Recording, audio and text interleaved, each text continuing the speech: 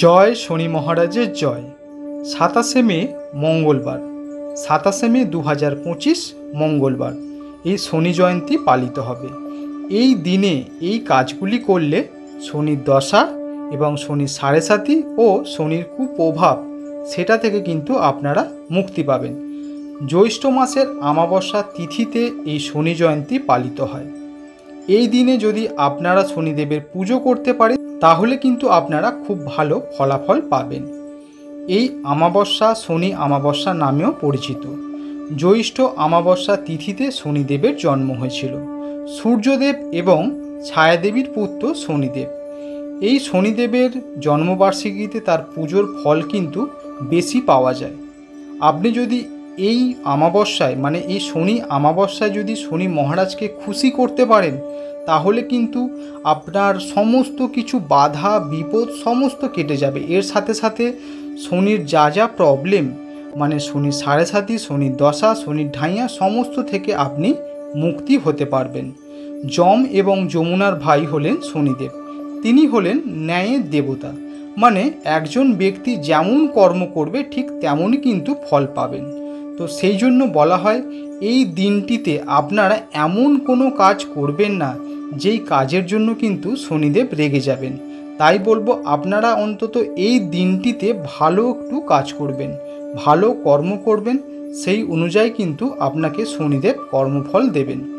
এই শনি জয়ন্তীতে শনিদেবের বিশেষ করে কিন্তু পুজো অবশ্যই করবেন। আসুন জেনে নেওয়া যাক এই শনি জয়ন্তী কখন এবং আপনারা কিভাবে পুজো করবেন। শনি জয়ন্তী কখন?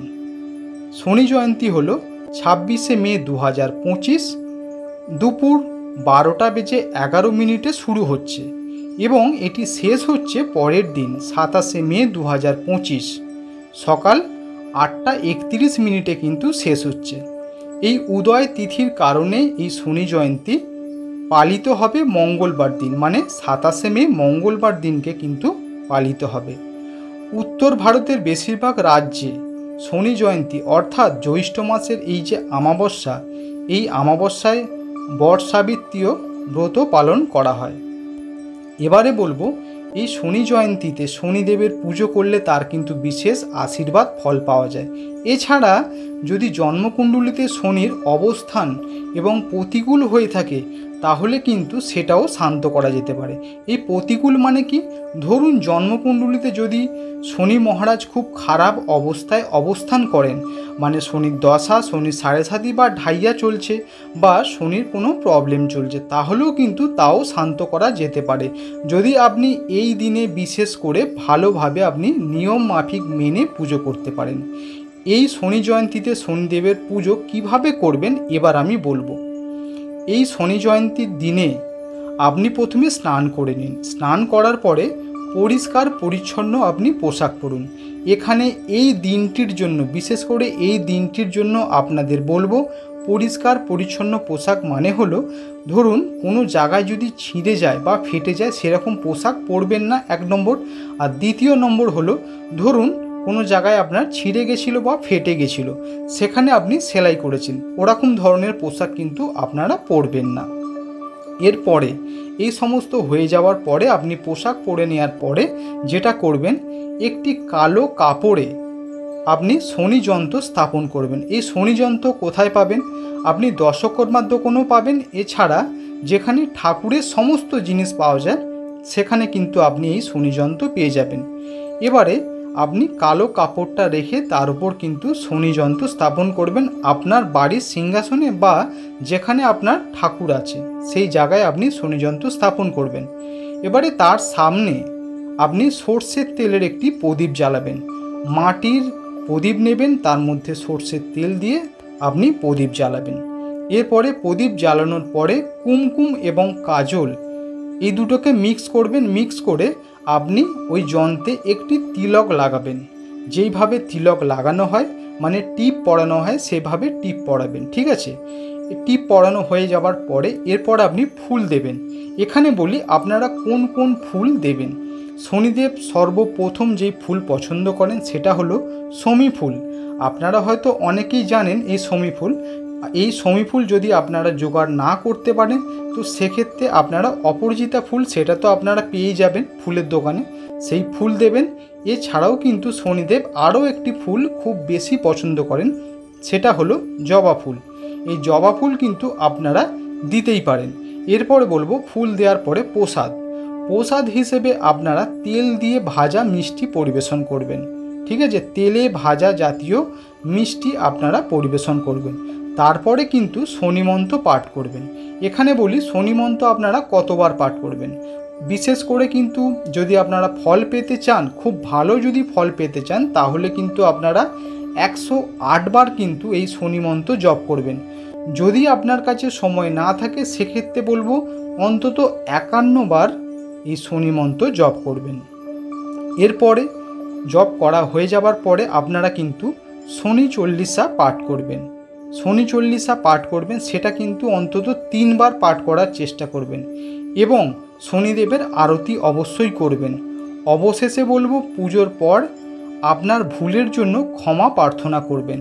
এখানে বলি ক্ষমা প্রার্থনা মানে কি, ধরুন আপনার জন্মকুণ্ডলিতে আপনার জন্ম ছক অনুযায়ী শনি খুব খারাপ অবস্থায় আছেন, বা সাড়ে সাতি চলছে, বা ঢাইয়া চলছে, বা শনির দোষ চলছে, এটার জন্য কিন্তু আপনি সেটা প্রার্থনা করবেন। বা ধরুন আপনি কোনো এমন খারাপ কাজ করেছেন বা কোনো খারাপ কাজ আপনি করেননি, ঠিক আছে, আপনি কোনো খারাপ কাজ করেননি, সেটার জন্য কিন্তু আপনি এখানে ক্ষমা প্রার্থনা করে প্রণাম করবেন এবং শনিদেবের আপনি আশীর্বাদ অবশ্যই পাবেন।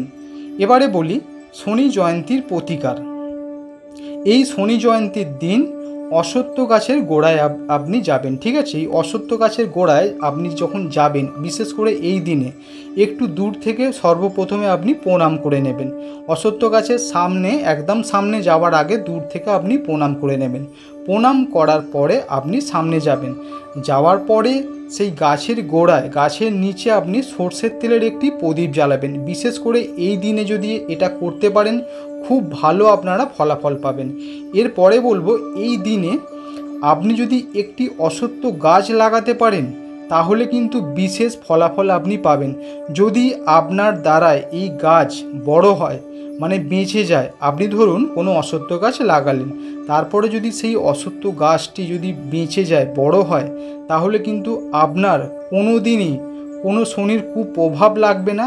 সেই সঙ্গে কিন্তু যদি আপনার জন্মকুণ্ডলিতে যদি আপনার শনি খারাপ হয়ে থাকে সেটাও কিন্তু কেটে যাবে। তার সাথে সাথে শনির সাড়ে সাতি বা শনির দোষ বা শনির ঢাইয়া চললেও আপনার ওপরে কিন্তু কোনো কুপ্রভাব লাগবে না।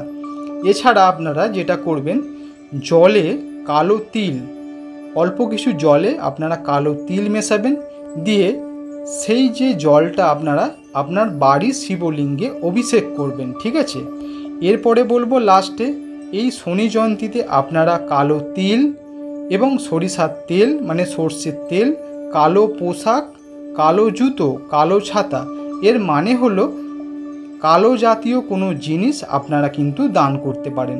এতে কিন্তু শনিদেব প্রসন্ন হবেন এবং আপনার কোনো কাজে বাধা, বিপদ, এই সমস্ত প্রবলেম কোনো দিনই আর আসবে না। এটুকু বলতে পারি, কোনো দিনই আর আসবে না।